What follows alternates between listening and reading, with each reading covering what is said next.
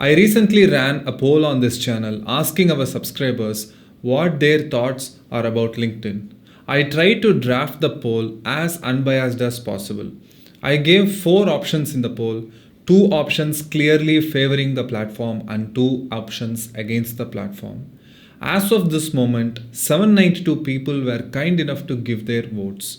As you can see the results, 66% of the votes were clearly against the platform. That means 2/3 of the people who voted are not positive about LinkedIn. This is purely because of the comparison culture that is quite fast spreading among CA students. Students know that they are in this epidemic and they are not happy about it, but they don't know the way out.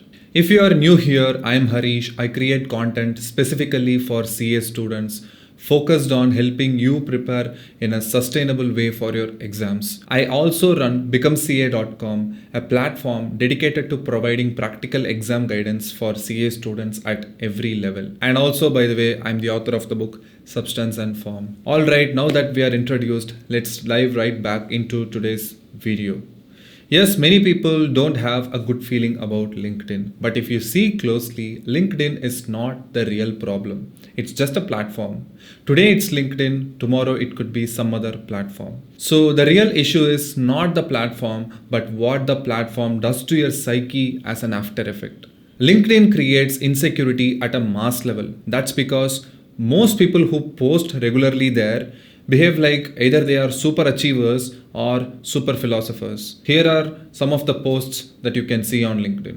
I made 3 lakh rupees in 5 days and I'm just 19.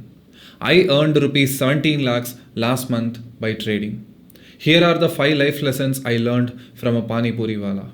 As a result, you would often end up feeling more and more terrible. I can go on and on about the problem side of this issue, but I want to look at the solution side. Now, amidst all this chaos, let me guide you on how you can stay calm, assured, and avoid this comparison mindset. Like every time, I have kept this video also practical, and every takeaway provided in this video is 100% actionable. So watch it till the end. The first solution I offer is find your blue ocean. What do I mean by blue ocean? There is this book called Blue Ocean Strategy. According to the book, there are 2 types of oceans. One is the red ocean and the other is the blue ocean. The red ocean is where there are a lot of sharks that are competing for a fixed amount of prey.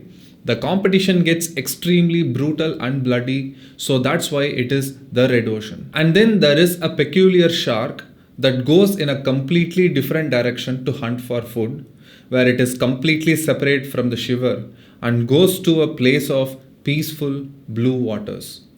This peculiar shark eventually finds its prey and it enjoys the entire share because the competition was zero.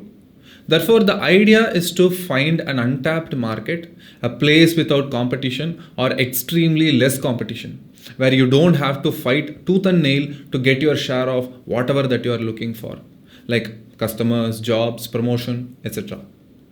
If you can't find an untapped market, then create a new category of market.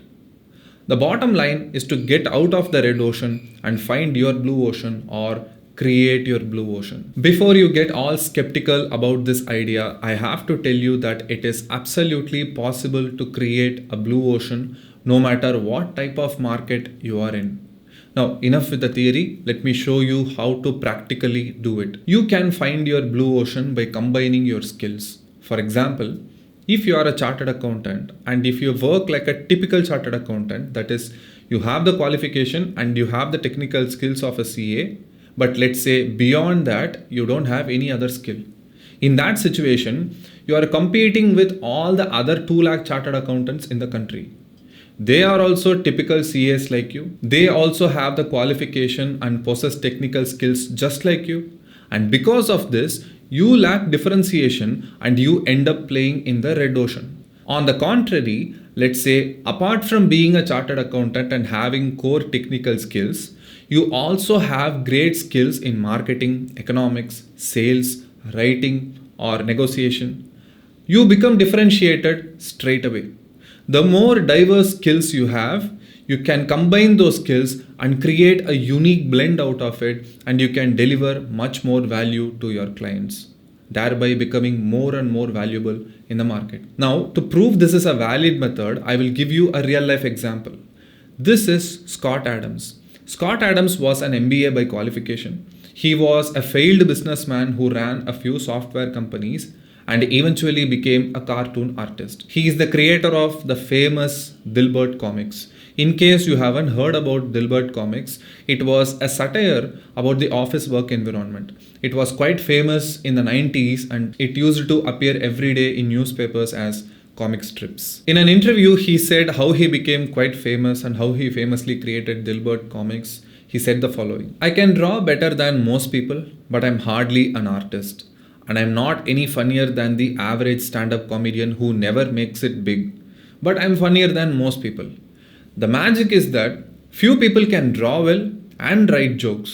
It's the combination of the two that makes what I do so rare. And when you add in my business background, suddenly I had a topic that few cartoonists could hope to understand without living it." Therefore, Scott Adams combined all these three different skills and he created Dilbert comics. Similarly, in my case, I played in the Red Ocean from 2017 to 2020. I worked in the industry with so many other typical CAs and finance graduates like me. It was unnecessarily competitive and I did not like it at all. I wanted to play somewhere else, so I created my Blue Ocean. I am a chartered accountant by qualification. I had decent storytelling and teaching skills. I am an above average reader and learner, and I also happen to be good with writing. Therefore, I combined all these and created my Blue Ocean. This channel is a direct result of that. The book Substance and Form is a direct result of that. So it's not just about Scott Adams or me who are gifted with these multiple skills and we found our unique category. Everybody is capable of doing this. All you need to do is just look a bit deeper into yourself and give time for the skills to mature and come out. Before we move on to the second point, let me quickly tell you about my book Substance and Form.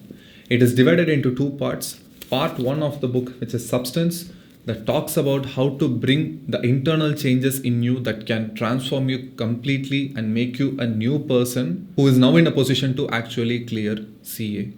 And part 2 of the book, the second half of the book, which is Form, that talks about the practical strategies like how to build a productive study day, how to track progress effectively, how to revise smartly, and so on. If you are serious about your CA journey and want a structured and sustainable approach, you can grab a copy at becomeca.com. Link is given in the description below. Let's get back to the second strategy. The second solution to come out of the comparison mindset is to understand the concept of finite versus infinite games. A finite game is anything that you play with preset rules and your ultimate objective is to win. For example, a cricket match has a fixed set of rules and at the end of the match, you will know the result. Similarly, chess, basketball, and football. These are all finite games. Now, if you talk about infinite games, the purpose of playing infinite games is not to win, but just to continue playing the game. The best example is the board game Monopoly. The game Monopoly doesn't have a fixed set of rules. They are highly modifiable, and as long as the players are interested, they can forever keep on playing Monopoly. Just keep rolling the dice as long as you want to keep playing. Now that you understood the distinction between finite versus infinite games, what is the key takeaway here? The key takeaway here is you need to avoid playing finite games and start playing infinite games. If you approach the world with a finite game mindset, you always end up thinking that you have to win. And for you to win, somebody else has to lose. That's how finite games go. There is always that one competitor who got more marks than you, or he is earning more salary, or he has a girlfriend and you don't have one. It could be anything. Let's say your friend went on a trip to Shimla and posted pictures on social media. Now you want to one-up that. So you book a trip to Bali. Constantly one-upping in life is a classic move of a finite game player. If you approach the world from that mindset, you will always have this comparison disease. and you will always have this insecurity. Rather, if you approach the world as an infinite game player, then you will do the following things. You will stop one upping in life. You will come out of the leaderboard created by somebody else. You will create your own game and then you will play the game all by yourself infinitely or as long as you are interested. Your goal would shift from winning or defeating somebody to merely keep the play in progress, keep the game running. Again, let me give you my own example. I approach this YouTube channel and content creation as an infinite game because I don't see myself having any competition. I don't compare myself with anybody else. Yes, there are a lot of similar CA creators in this space. And yes, numerically speaking, those channels have a way more subscriber base than mine. But it does not ruin my peace because I know I create an entirely different type of content. But does this mean I don't have any goals or metrics to achieve? Of course not. I do have a lot of internal milestones. Sometimes I have a target like last week the channel got 7,000 views. This week it should cross 7,500. That type of a target definitely makes this game fun and challenging. If I achieve the target, great, I'm happy. But if I don't achieve the target, I will simply do an assessment of what fell short and go on making the next video. The game never stops and the iteration keeps on continuing. But I definitely don't set a target like somebody else's videos are getting 10,000 views per video. So my videos should get at least 12,000 views per video. I never do that. Let's take an example. If you are going to pursue a career in corporate after you clear CA, then your infinite game could be like this.